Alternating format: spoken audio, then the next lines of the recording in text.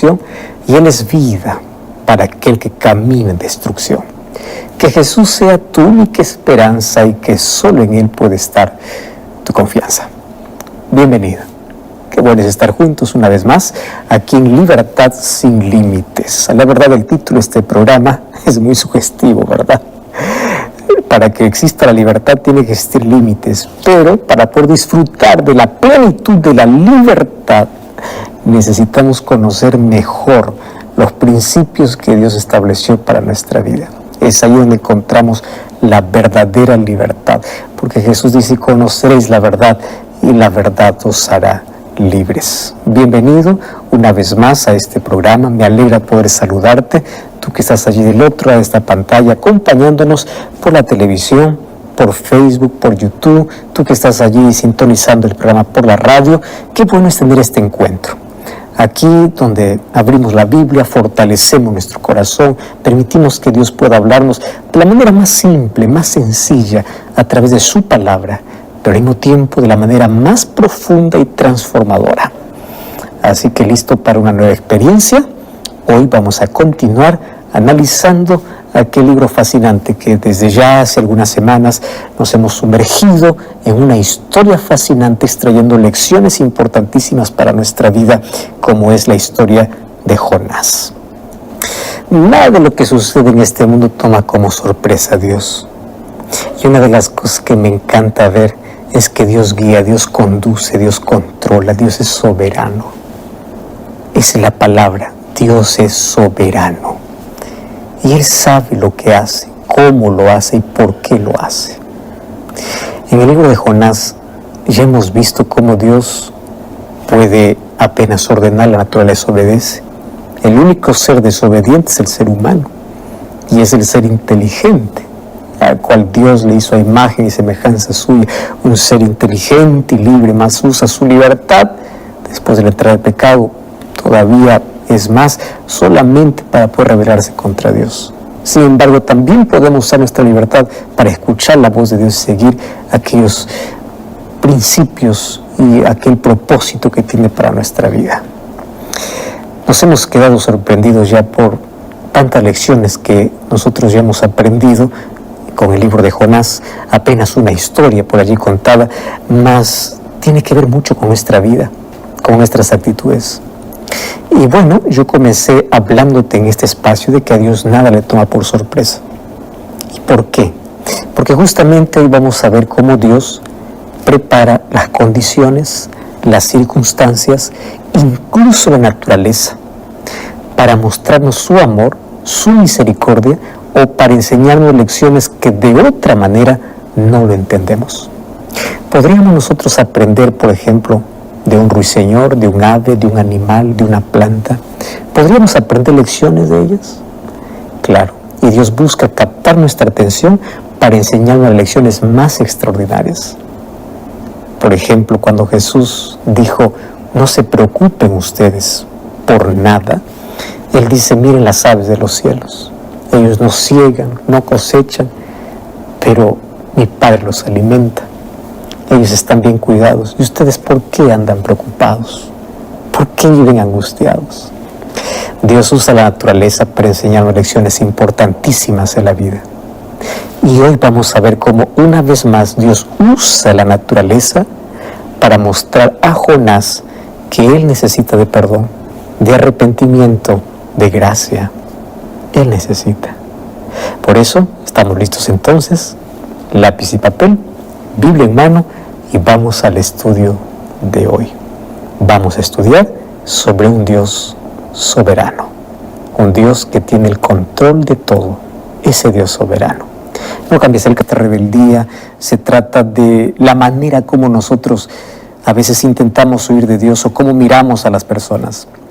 Y durante esta trayectoria, este camino que hemos comenzado hace algunas semanas atrás, estudiando este libro, hemos descubierto lecciones importantísimas para nuestra vida. Ya en el capítulo anterior nosotros hablamos de cómo Jonás está muy enojado contra Dios. Y él está enojado por causa de la misericordia de Dios hacia los ninivitas, que para Jonás ellos no merecían la gracia de Dios. merecían simplemente el castigo y merecían morir. Y claro, Dios también vemos que ante esta actitud le pide de manera simple que él pueda reflexionar, que pueda reconsiderar una vez más sus emociones. Y Jonás 4:4 le va a decir: ¿haces tú bien en enojarte tanto? ¿Qué cosa hace Jonás? Pues ahora, en el versículo 5 del capítulo 4, dice que él sale de la ciudad y él se sienta debajo de una enramada que aquel mismo día él construye, obviamente para protegerse de ese calor terrible del Medio Oriente. Esa sombra lo necesita tanto, y allí él va a esperar para ver qué va a suceder con Nínive. Y bueno, el diálogo continúa, pero Dios aquí va a mostrar una vez más su soberanía. Dios va a mostrar su poder, así como lo hemos podido ver en cada capítulo de este libro. Nosotros ya vimos desde el capítulo 1 Dios mostrando su poder. Jonás, por ejemplo, capítulo 4, versículo 6 hasta el versículo 8 va a ser el texto de base de hoy, pero vamos a hacer un recorrido muy breve, y claro que es corto, porque del 1 al 4, en esos 4 capítulos, vamos a ver siempre la soberanía de Dios, la mano de Dios conduciendo todo. Y Jonás 4, 6 al 8 dice así: preparó Jehová Dios una calabacera. ¿Recuerdas que esta palabra preparó va a aparecer varias veces en el libro de Jonás? Prepara una tormenta, prepara un pez, ahora prepara una calabacera, la cual creció sobre Jonás para que hiciese sombra sobre su cabeza y le librase de su malestar. Y Jonás, aquí por primera vez vemos que se alegra por la calabacera que comienza a crecer. Pero al venir el alba del día siguiente, o sea, apenas duró un día su alegría, otra vez la palabra, Dios preparó un gusano, el cual hirió la calabacera y se secó.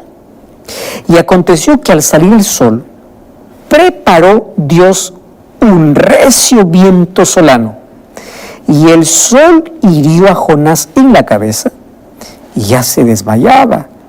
Y otra vez él deseaba la muerte, diciendo: mejor sería para mí la muerte que la vida. Bueno, el resto vamos a dejarlo para el próximo capítulo.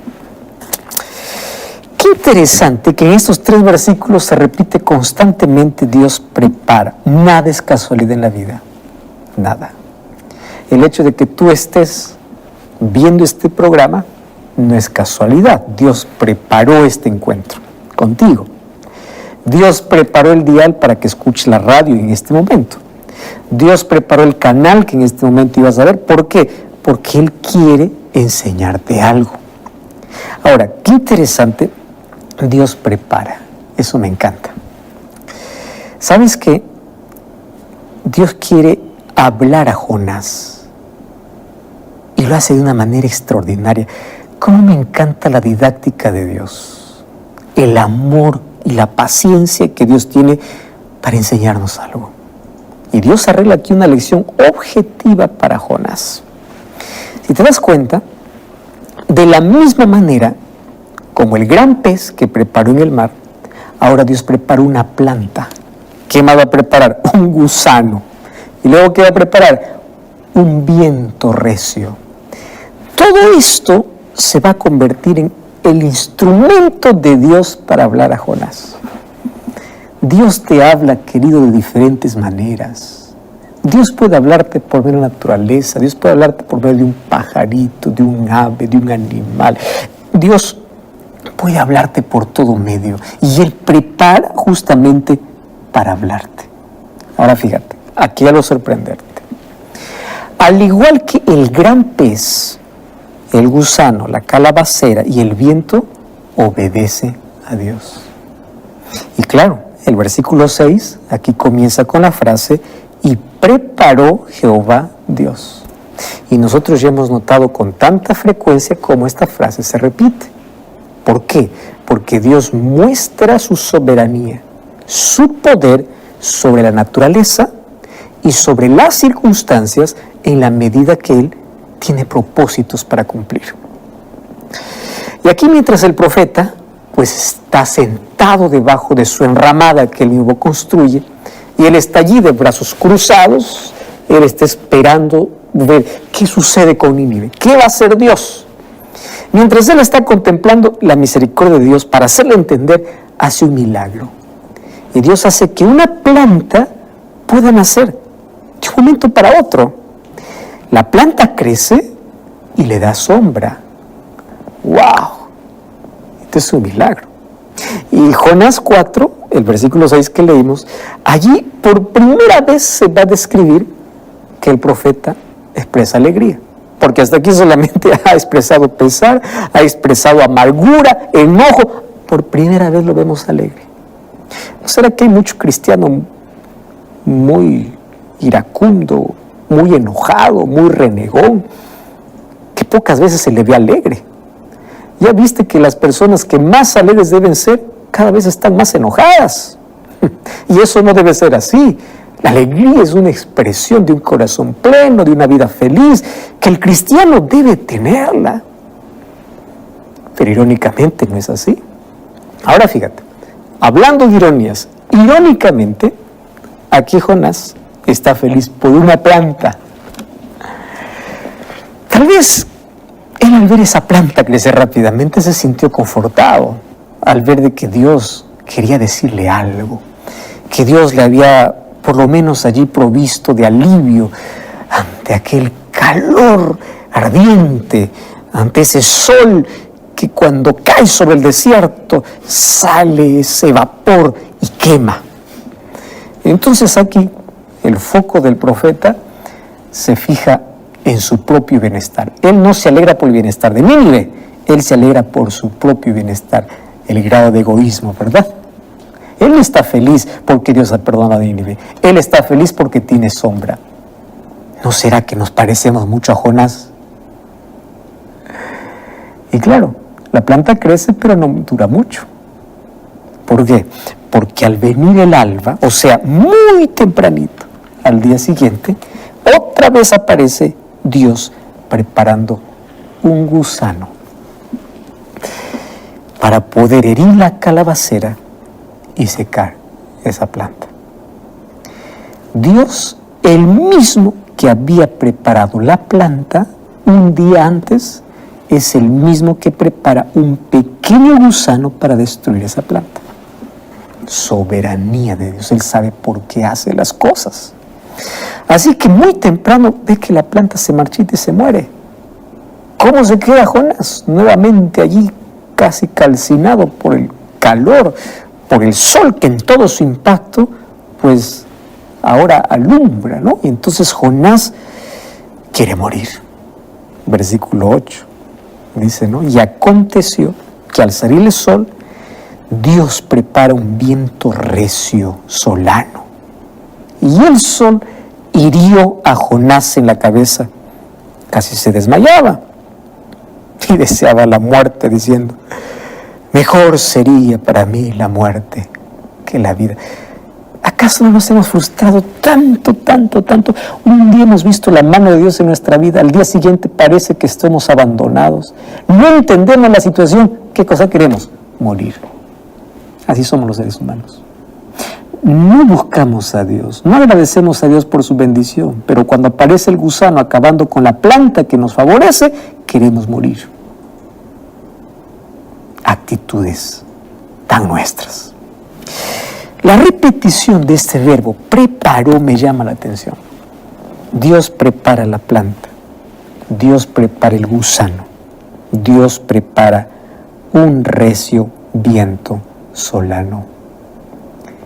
Y ahí ese viento caliente del desierto, obviamente en el versículo 8 declara, ahí enfatiza de cómo esto desanima tanto, frustra tanto a Jonás. Y aquí vamos a ver que su reacción es pedir la muerte. Ahora, no hay duda de que Jonás estaba al tanto de la seriedad de su situación, porque en la medida que el calor aumentaba, él sentía que la insolación era real y que incluso podía ocasionar la muerte. Así que el texto aquí indica que Jonás está sufriendo tanto, no solo por el calor. Ahora, añade al calor la amargura. Tremendo calor. Pero aparte la amargura, porque la planta que le daba sombra murió. Ahora, nosotros necesitamos mirar un poquito más de cerca aquí la actitud de Jonás, porque los seres humanos actuamos de manera muy parecida. Renegamos contra Dios. No agradecemos cuando nace la calabacera, pero sí queremos morir cuando aparece el gusano. No tenemos misericordia de los demás con tal que yo sea favorecido. ¿Qué importa los ninivitas para Jonás? Lo que importa es que él tiene sombra. Y Dios quiere enseñar una lección de vida que él necesita aprender. Y Dios usa de manera didáctica la naturaleza. Ahora recordemos que en su diálogo inicial con Dios, aquí en este capítulo, Jonás comienza a protestar en contra de la misericordia de Dios. Recordemos que en los versículos 2 del capítulo 4, él ora a Dios y le dice: yo sabía que tú eres Dios clemente, tú eres Dios piadoso, que tardas en enojarte, tienes misericordia. Por eso es que yo no quise venir a esta ciudad. Él no está arrepentido, él apenas justifica su error, justifica su pecado. Ahora fíjate, desde el punto de vista de Jonás, Dios está siendo ilógico. Eso es lo que los seres humanos pensamos.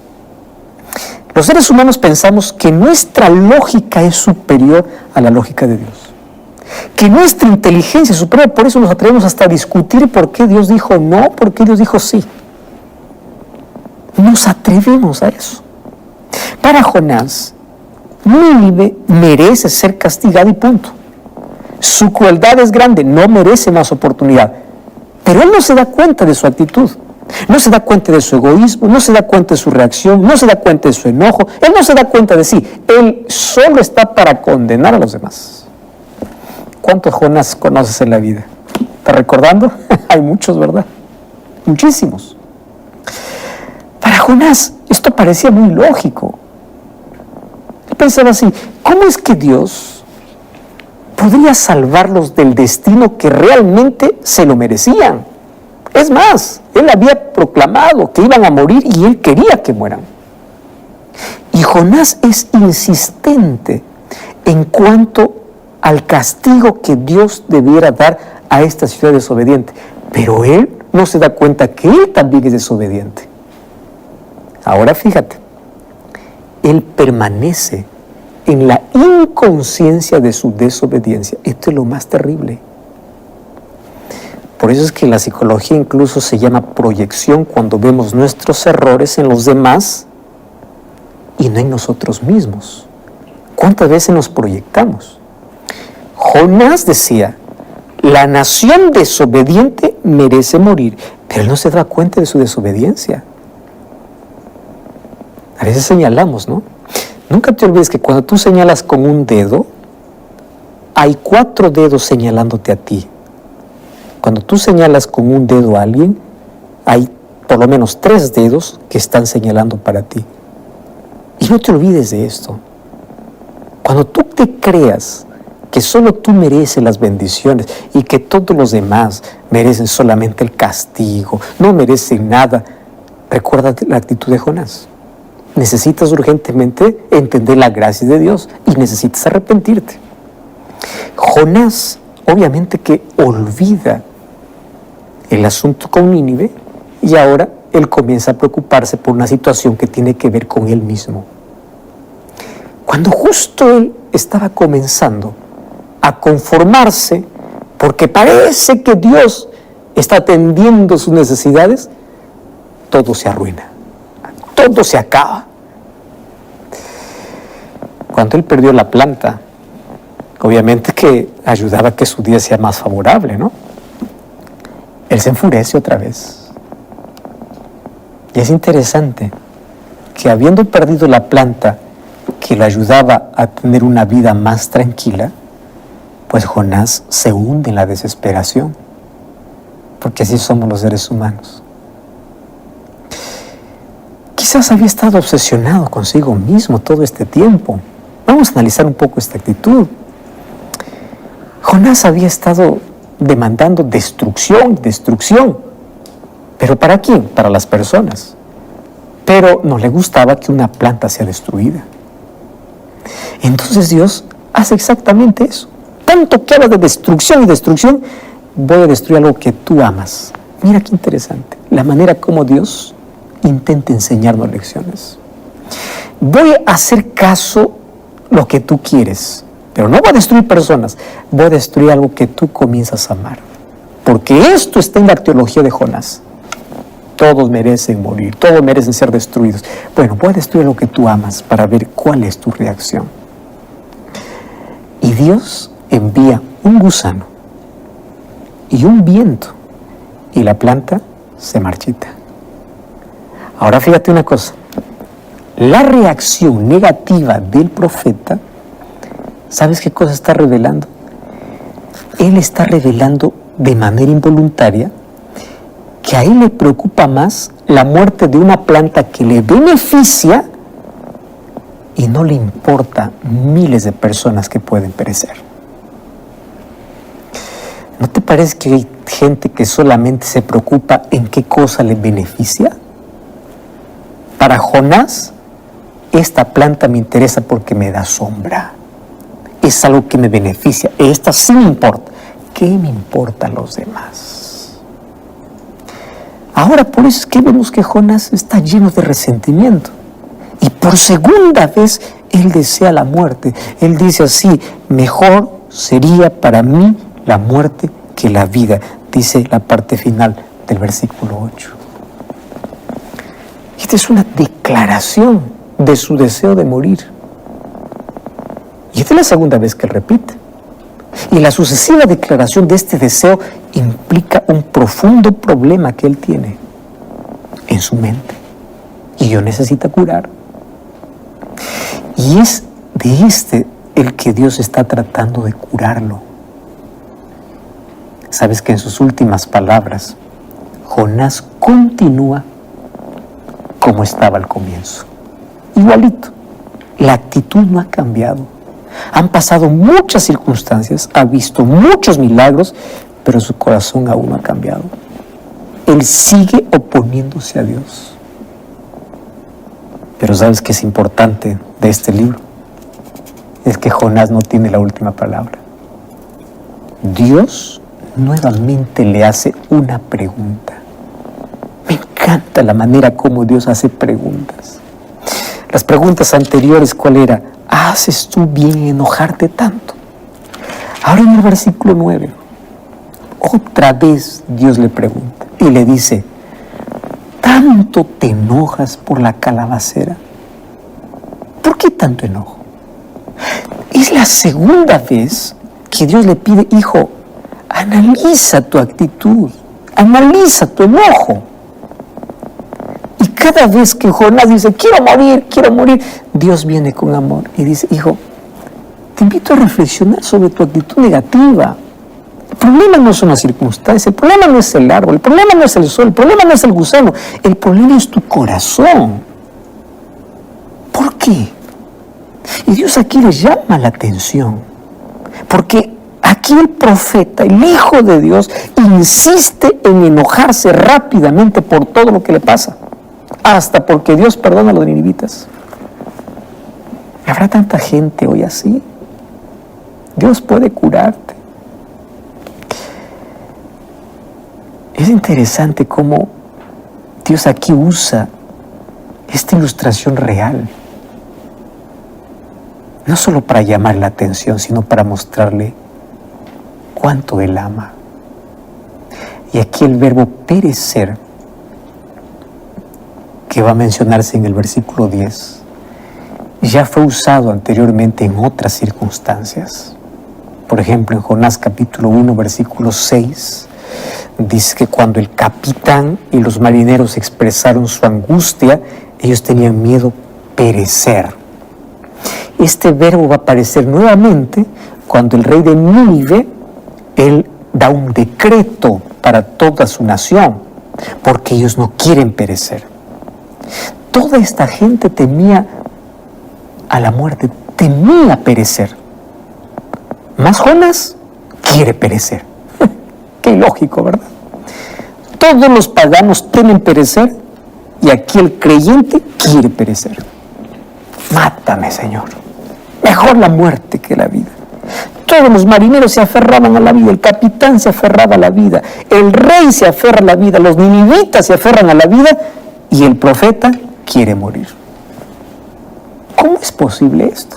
Ahora, ¿cómo es posible que Jonás se preocupe tanto por una planta y no por personas? Y Dios hace una y otra comparación entre Jonás, la actitud de Jonás, y cuál es la actitud de Dios. Mira lo que dice el versículo 10. Y Jehová dijo así: tuviste tú lástima de la calabacera, el cual tú no trabajaste, tú no la hiciste crecer, que en un espacio de una noche nació y en espacio de otra noche pereció. Y el versículo 11: ¿no tendré yo piedad de Nínive, aquella grande ciudad donde hay más de 120,000 personas que no saben discernir entre su mano derecha y su mano izquierda y muchos animales? Es impresionante la manera como termina el libro y ahí acaba. ¿Qué cosa es lo que pasó después? La Biblia no lo menciona más. Pero Dios termina con una pregunta, ilustrándole de manera vívida. ¿Cómo es posible que tú tengas lástima de una planta, que tú no hiciste nada, y tú no pienses de que yo tengo lástima o no tengo amor por tantas personas que ni siquiera saben cuál es su mano derecha y izquierda, porque el pecado abundó tanto en ellos? ¿Qué comparación entre nuestro amor y el amor de Dios? Nuestro amor egoísta, ensimismado, y el amor de Dios. Y Dios espera que esta pregunta pueda motivar para que el profeta pueda pensar de manera diferente. Dios quiere que Jonás finalmente se dé cuenta de que él esté equivocado al acusarlo falsamente. ¿Por qué Dios es tan misericordioso y piadoso? ¿Por qué aquella grande ciudad de Nínive es tan importante para Dios?